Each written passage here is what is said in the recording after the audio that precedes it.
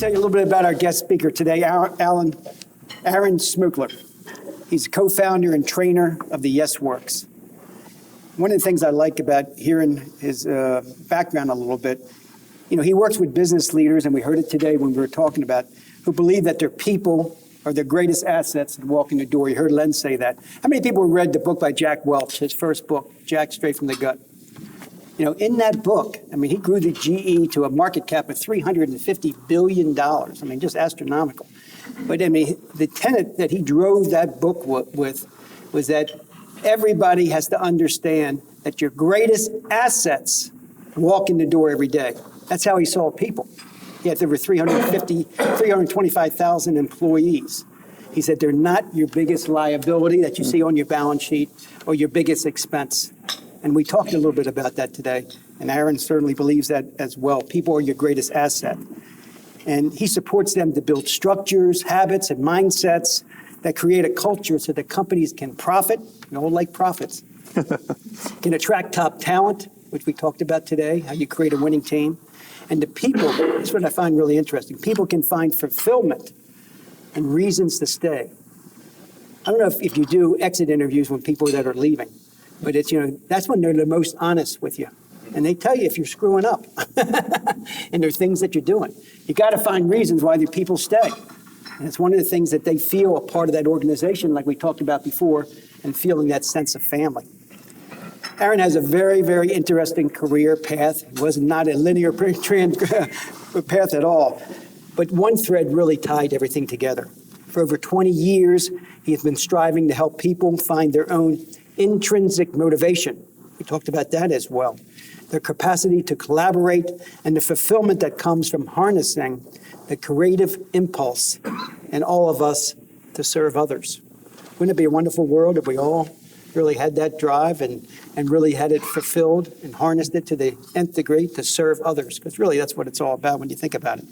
In 2014, Aaron and a business partner co-founded the Yes Works and developed the adaptability model of collaboration and leadership training and the adaptable culture audit to support teams across a variety of different industries. Who is that? It's a fanfare. Marty's getting another car, everybody. Ring the bell. Aaron works with a huge, broad array of clients. Some of the clients include Microsoft, Mod Pizza, Discover Org, SOG Knives, Ninth Gear, and many, many other companies across the country. Aaron, welcome. Thanks. Great to have you here. Thank you for traveling from the West Coast to be here with us today. Glad to be here. He fought all the storms. How many people were caught? Anybody caught in the thunderstorms last night? He fought all those storms to be with us. Appreciate it. So many people say, you talk to people that run companies, and you hear it sometimes, come on, man. Innovation is just a buzzword. My business is working fine. And my business is sort of like, what Warren Buffett says, I like a nice, boring business that creates profits where nothing changes. We're not the tech industry. Our industry is not changing. How do you respond to that? Well, our industry is not changing is exactly what the cab companies were saying just a couple days before Lyft and Uber really hurt them. And this digital photography thing is going to be a flash in the pan, is what Kodak said. Yeah. And so I think we titled this talk, How to Innovate Small So You Can Win Big. Exactly. So you may be thinking about these as giant innovations, which they are. So then I refer you to companies like Toys R Us that were put out of business by Amazon. And not because Amazon is doing what Toys R Us can do better, but because Toys R Us wasn't doing what they could have done. I think it was Gary Vee I heard say Toys R Us would be in a completely different place if they had just reserved a third of their space for playing with toys. Best Buy has a ton of my money, not because it's the best, easiest, cheapest place to get my electronics, but because I like to test drive things. And they have a return policy that makes it a piece of cake to walk in there, kind of put my hands on a few choice toys and walk out with them, knowing that I can walk in, and 10 minutes later walk out with my money again. And so that's a way that Best Buy has kept my business, even though Amazon could sell their stuff to me cheaper. Sometimes I even think maybe I'll take it back to Best Buy and return it and then buy it someplace else. That has happened a total of 0 times because who's got time for that? So that's what I say, is you don't know where the competition is coming from, and you don't know how the problems that you're already facing in your business are going to develop. You don't know how much drag you really don't know how much drag they're putting on your vehicle until you suddenly find yourself grinding to a stop. Well, there's an old axiom, if you're not growing, you're dying. Right. So it's a similar type of thing. You don't know what's coming behind you because maybe you're not looking in the right direction. Right. And you talked about people. Not every innovation is technological. Some innovations are behavioral. And there's a lot of talk about we can't compete with Microsoft, we can't compete with Amazon, we can't compete with Google to attract people. Well, I was talking with Pat about culture. And you mentioned that money's like number 5 on the list. People are motivated by what it is to be at work. What is the experience like to be at work? So how do you could potentially innovate in such ways that people simply want to be inside your company. And so that top asset is something that you can grow by innovating in ways that are not technological. Yeah, you see it in some of the giant companies like Google and Facebook and big law firms and a lot of personal services companies. They want to keep you there at the office. So they'll serve you breakfast, they'll serve you lunch, they'll serve you dinner. And employees think, wow, I'm getting a free meal. Right. Well, no, you're not leaving. You're getting right. It's not a perk. It's a tactic. It's a behavioral innovation. Exactly. You work with a variety of companies across industries. What mistakes do you see that somebody who's trying to innovate, a leader's trying to do something, but they're not doing it correctly? The number one mistake that I see is people using innovate as a purpose, that this is what we're trying to do. So I was inside a company, for example, whose start was innovation. They're a company with a top floor, large amount of space in Bellevue, Washington. They were named one of the most innovative companies in the world, and the CEO, after things started to cool off innovation-wise inside the company, said, I'm going to give up to 2 awards a year, somewhere between 0 and 2 awards a year for employees who innovate. And 2 years later, when I learned about this award, he had given away 0 of them. And how many of you have ever experienced writer's block? Right? I'm looking at a blank page. I know my job is to fill this page, and everything that I put on the page is not good enough. Right?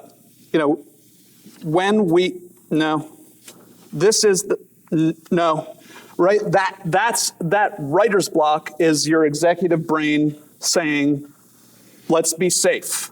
And so when I tell you, Doug, go innovate, you're struck with writer's block.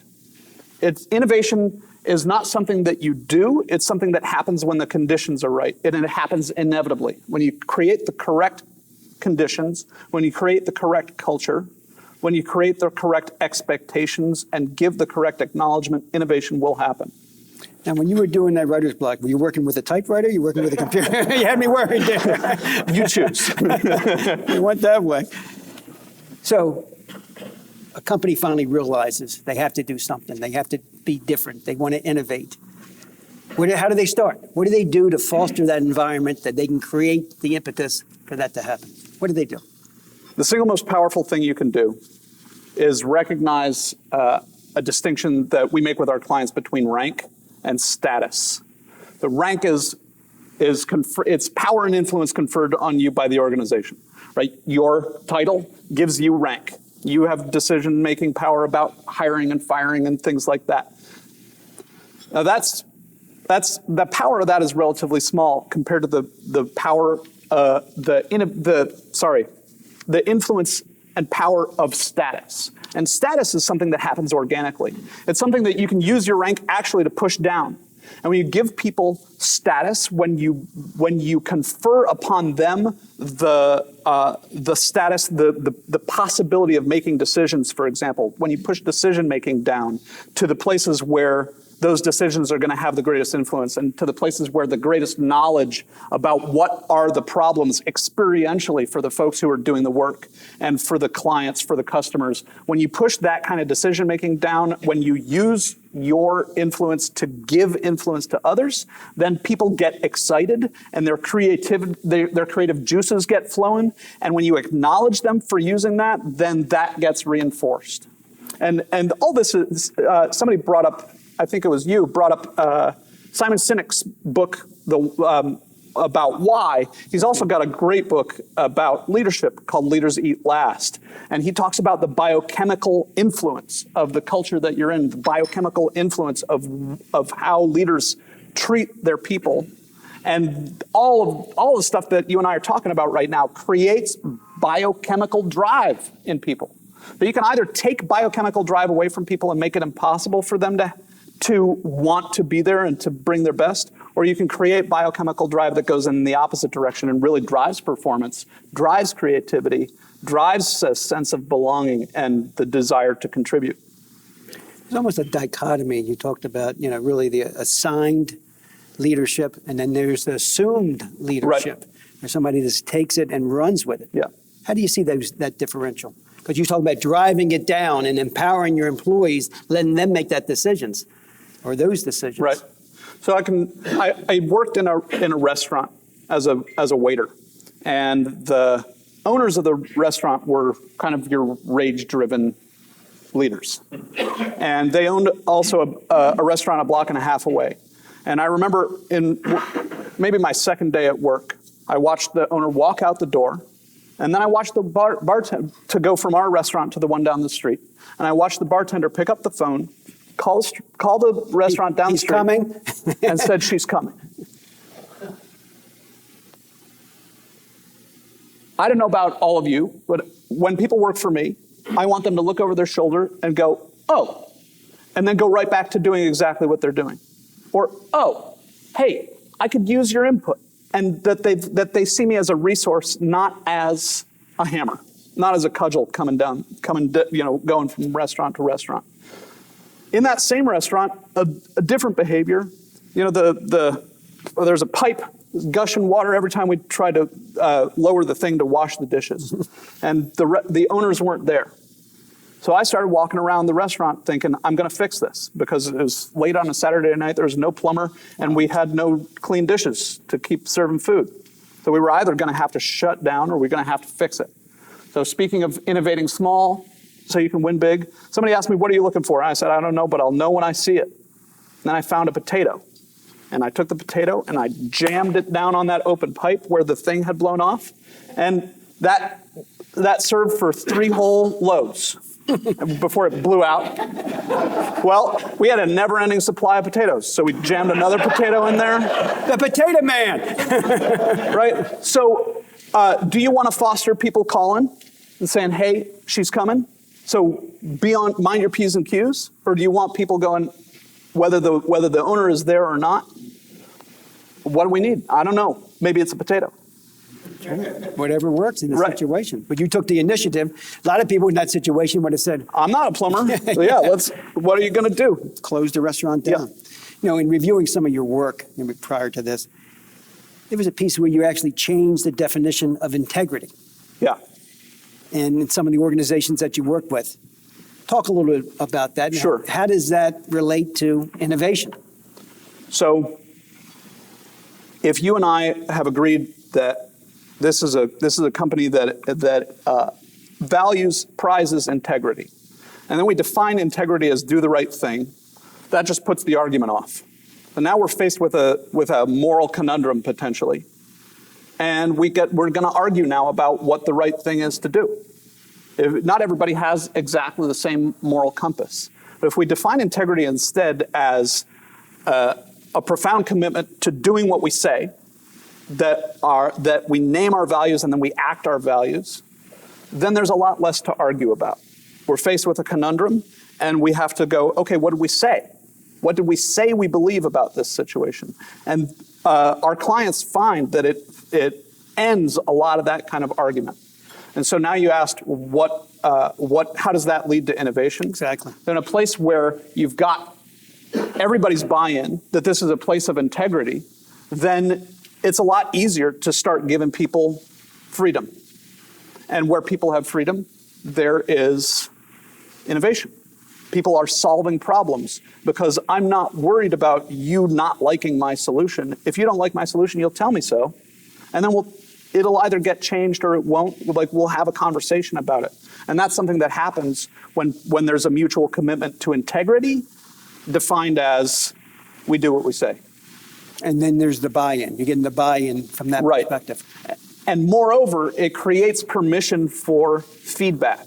So if I'm late to a meeting, you might say, well, it's only been one time. One time is not that much. At what point does it reach the level for giving me feedback about it? Well, if this is a place where you and I have already agreed on integrity, then that moment is right now. As soon as I'm late, hey, when you're late, you delay everybody and we're burning time, we're burning money. Please make sure you're on time. It doesn't have to be a big deal. We all have decided we're going to hold each other accountable to everything. That this level of that this integrity means that everything is an opportunity for feedback. And when you come on time to a meeting, I get to say, Doug, thank you so much for being on time. Thank you, everybody, for being on time.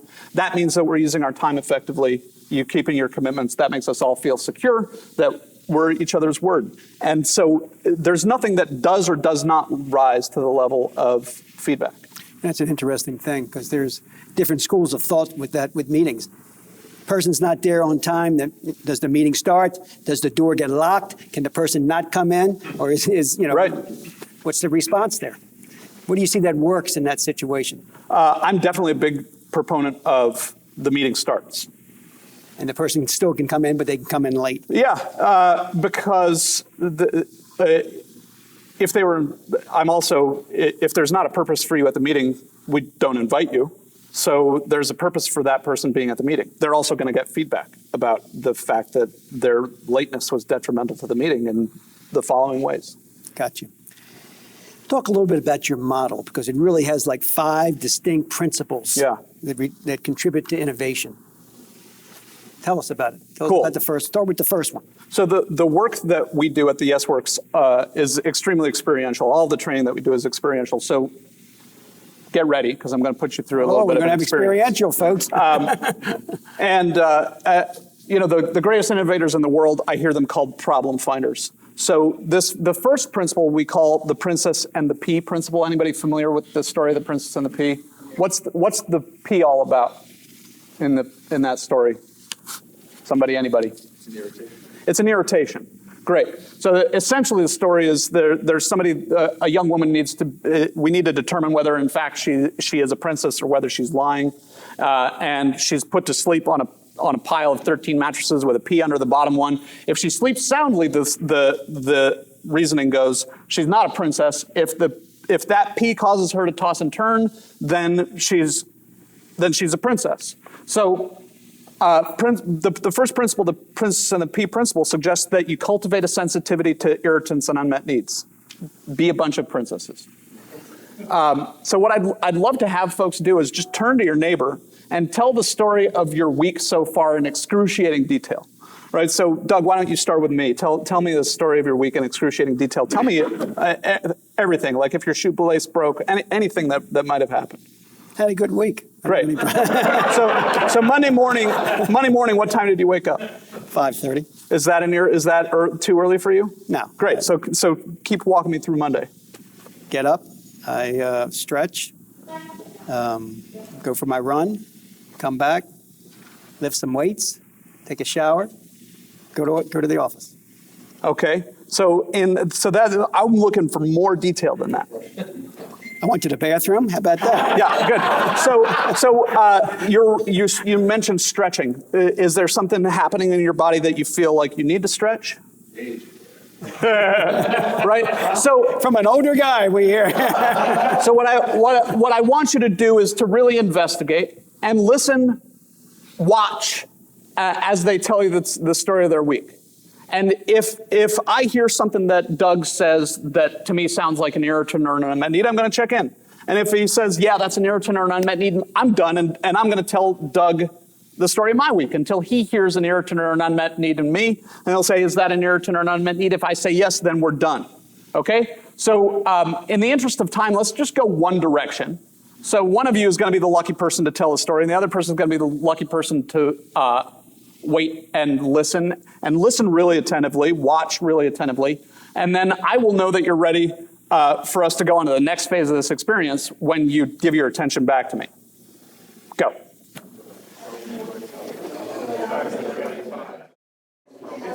All right. I think enough of you have completed that we can probably move on. So let me get your attention back. I'm going to ask you a question. If you were going through our innovation and problem solving workshop right now, I'd have a big piece of white paper and I'd write your answers to this question. So my first question: how many of you discovered an irritant or an unmet need in your partner's story? Great. Marty, was it? Yeah. Can you tell us what the irritant or unmet need was? So it's a dog. Is a dog? It's a dog. Okay, we'll leave it at that. So how did you know, like what were the signals that it was an irritant or an unmet need? You could see Mike starting to kind of tense up when he started talking about it, about this dog and how it's impacting his business. Great. So you saw him tense up. So there were some physical signs of tension. Great. Somebody else. Tell us about the irritant or unmet need that you discovered in your partner. Hirsch. The story, he's got a restaurant and had 17 people coming in to a party, and 2 of the employees did not show up. Oh, wow. So he had quite an irritating. Yeah, got it. So then I asked him, well, how did you solve it? And he said, well, he had to pitch in extra. Served them all potatoes. Great. So he had to pitch in extra. So what were the signs that this was an irritant or an unmet need? Well, he evidenced his irritation at what happened and, communicated it to me. And so we then discussed how he was solving the irritation. So what was the evidence? Like, why did you say, oh, was that an irritant or an unmet need? What did you see or hear? Well, I did see him facially remembering this, and he was obviously discomforted by it. Got it. Okay. And then I also heard you use the word he had to. Those 2 words, had to, together often are a sign of an irritant or an unmet need. Let's get one more. Yeah. Steve. It's all about 5 words on my side. One was telling you about her week, and she said, my furniture finally arrived. So what did you hear there? Well, there's no secret when Wanda's irritated, so. Got it. Right? So for example, I just saw Wanda kind of roll her eyes when you said that, right? Which is a sign. Great. So you used the word finally, right? You also put a certain stress on that finally. So when we do this with a team, we end up with a list 20, 25 items long of things that people experience. Now, the thing that happens inside companies, inside homes, inside relationships all the time is that we just walk past these irritants, right? If somebody doesn't speak about it, if somebody doesn't demand something in response to it, it's a non-issue. So how do you begin to cultivate a culture of innovation and problem solving? You don't walk past any of them, which I get CEOs raise their eyebrows and say, now I've got a bunch of millennials. They're already whiners, right? This is a real problem. So that's where the second principle comes in. Also, there's a test, right? The 3 tests to make sure that this is something that deserves our time and attention. Is this problem unsolved? Is this problem ongoing or repeated? And is this problem impactful? If the answer isn't yes to all 3 of those, great. We've noticed it. We get to move on. Fine. And this tool alone, we were in a group recently of CEOs kind of like this, where we did a kind of a more intensive training with them. And the COO of a local trucking company came back to us 30 days later and said that principle alone saved us hundreds of thousands of dollars in lost revenue. He had gone around to his locations around the region and was celebrating with people the launch of their brand new website. And while everybody was kind of hooting and hollering and basically nodding along while he was celebrating this victory of launching this website from a podium, he saw one guy in the back. And so afterward, he quietly came up to that guy and said, I noticed that while we were celebrating the launch of the website, you had your arms folded. Tell me about that, right? There's no judgment here, not why were you frustrated, what's the matter with you, like you have a bad attitude, none of that. Just simply named a fact. Your arms were folded, what was that about? And the guy said, I've been driving for years now, even with the old website. People are, and it hasn't been fixed with the new one. That I show up to a customer's organization and they tell me that when they click submit on their order form on the website that there's no confirmation. So then they have to pick up the phone and they're calling our operators to find out if their order was processed properly. Now that was irritating customers. And these customers are worth hundreds of thousands of dollars a piece. And many of them are not putting in repeat orders because that's a hassle.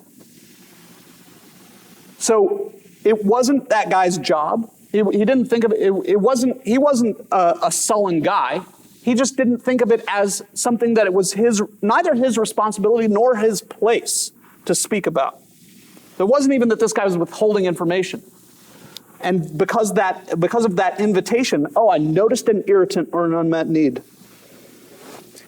How do you separate, people in the audience may be thinking, a lot of this stuff is personal.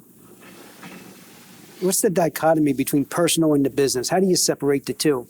And the time, it's great to be attuned to that, but is that something that's practical for a business person every day? Talk about that. I don't remember the name of the gentleman who I think has gone from Talking Tree. Craig, right? I think he said, show your people that you care about them personally. Now, what you do about it may be different. If I notice that you seem irritated and I mention it, and you say, yeah, my dog is driving me nuts, right? Maybe all that there is for me to do is to empathize. And now you know that I care about you personally.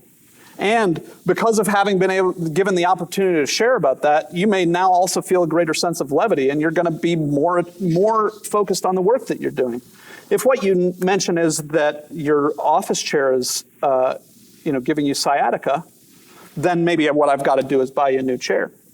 Or if you say, it's really hard for me to get in here by 9, then what I may do is kind of assess the work that you're doing and the position that you hold in the company and say, why don't you come in at 10 instead? And we'll figure out, why don't you come in from 10 to 6 instead of from 9 to 5?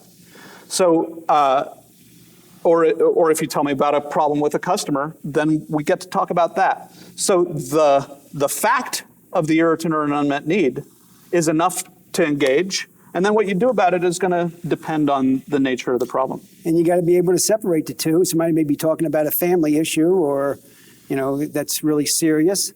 And it may take 15 minutes, may take a half an hour, may take 2 hours.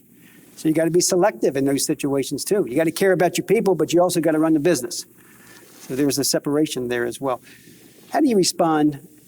Some people may say, okay, this is pretty interesting, but maybe a little crazy too. What do you say about that? What do you mean by crazy? Woo-woo, it's an irritant. Yeah. So if this seems a little woo-woo, then again, it's kind of going back to what's important to you. The science is in, right? You may have a philosophy that really is about top down. You may have a philosophy that really is about, I'm the owner, I'm the CEO, I'm the executive, my way goes. You can have that philosophy. And just like any manager in your company, that your philosophy may or may not work. That's not your job. Your job is to make sure that the company moves ahead reaches you talked earlier about vision, reaches that goal, and the science is in that people who are in teams where they feel safe, people who are in teams where they feel fulfilled by being able to make a creative contribution are the ones that thrive. If you get hit by a bus tomorrow, do you want people to be able to keep the company running while you convalesce in the hospital? And do you have the team in place to do that? Great point. I'm going to open it up to the audience. Any other questions people have? You think, Hirsch? You're based in Tacoma, I think you said. Mark? That's right. So how would can you do your sessions by Skype for people in this community? Good question. Yeah, so there are basically three ways that we serve our clients. The first way is that at the core of our business, we call planting the seeds, right? That's in-person, very experiential training to help teams to communicate and collaborate effectively. And that's not something that is just about best practices. Here, let us do a webinar and you're going to get there. That is really about noticing micro expressions and being responsive to the team in place and having them do together. So that's something that we do only in person. There are two other ways that we serve people. One is through executive coaching that we call watering the garden, right? If the executives are not skilled in facilitating communication and collaboration culture, then it's going to degrade. So we do executive coaching. That's something that I do often by Skype. And then we also do, you mentioned in your introduction of me, we do an adaptable culture audit. And that's something that a lot of that anyway, we can do remotely. So an example I can give you of that is I had a leader call and say, I keep hiring accountable people. They come here and they're not accountable. I drove into her parking lot and got to see one of their signs in the parking lot said, "We are not responsible for theft or damage."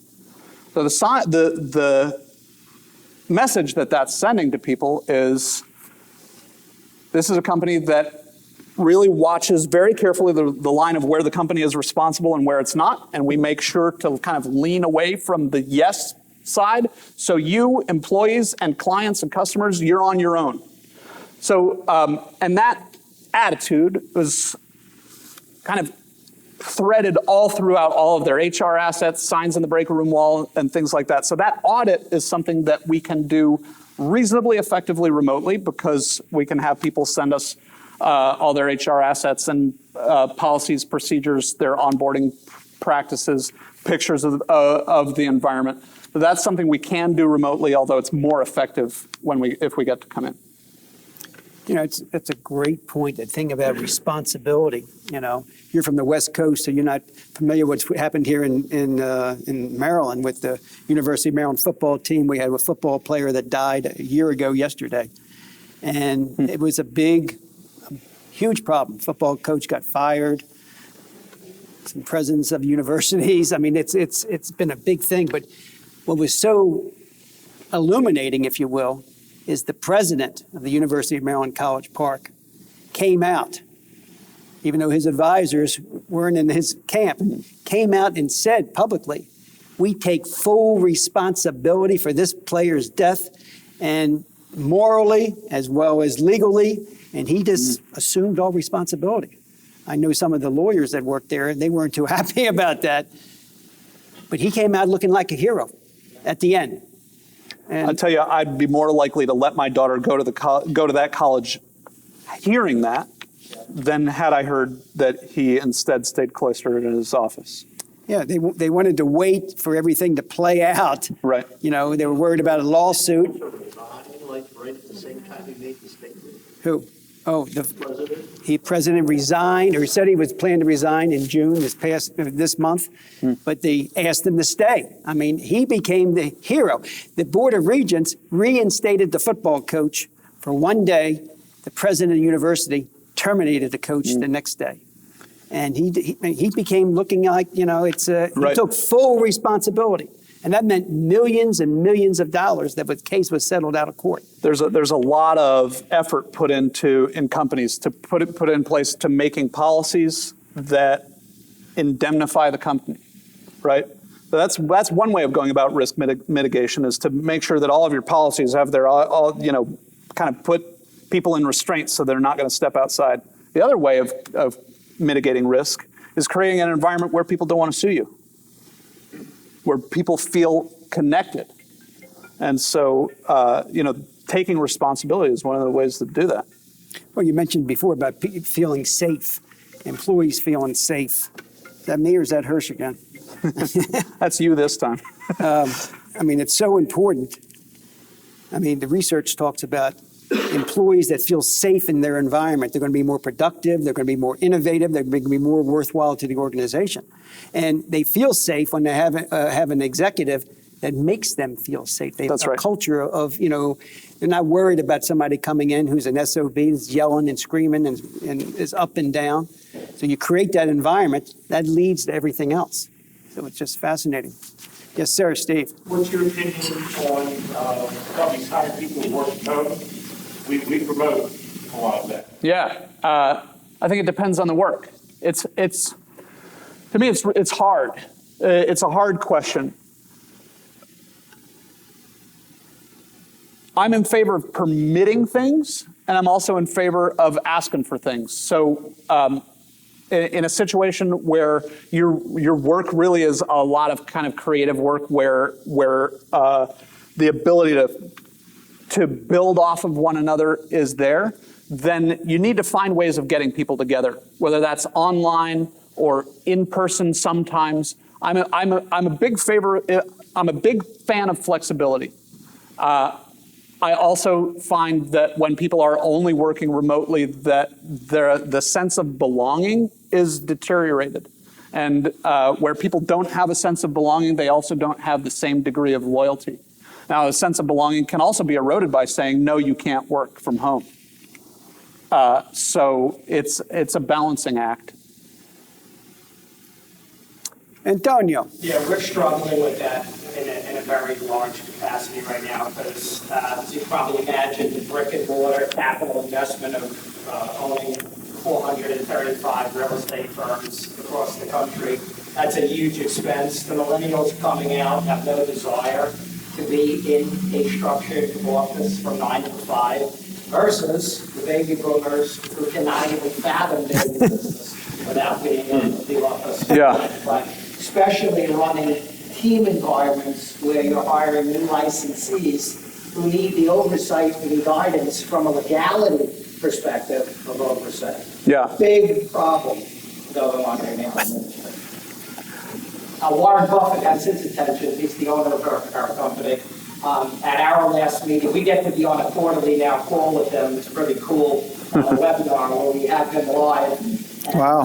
He even acknowledged it's one of the biggest, probably challenges they have in corporate real estate chains these days. Right. I think I've seen some of that handled in a couple different ways. One of the ways that I think was really effective was to say, we'd like you here for X number of hours a week. When that is, up to you. So they still have that sense of autonomy. I also was speaking recently with the CEO of EXP Real Estate, and I didn't quite understand it, but he was telling me about the virtual office that they have, and so they've created some sort of thing where the people can drop in virtually and interact in ways that are real-time, audible.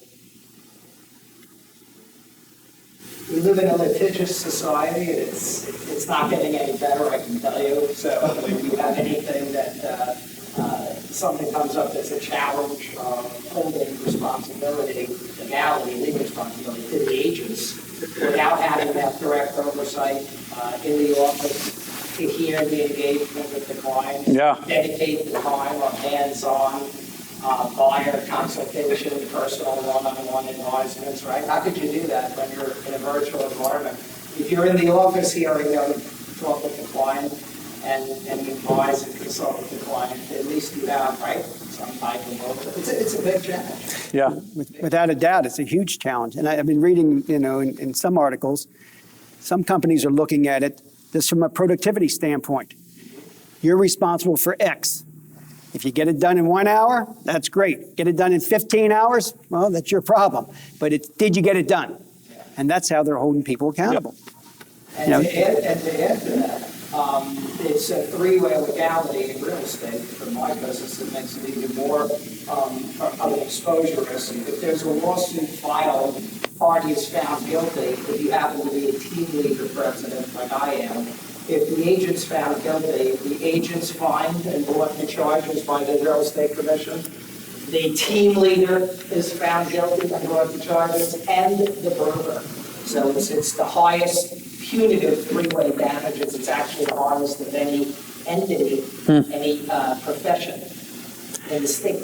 I want you to know, Antonio, if you go to jail, I'll come visit you. I'll just say, after 20 years in the business and 850 transactions, we don't have one claim against us on the real estate. Way to go. Any other questions for Aaron? Thank you, folks. Thank Great you. job, Aaron. Great job. It's a pleasure to be here.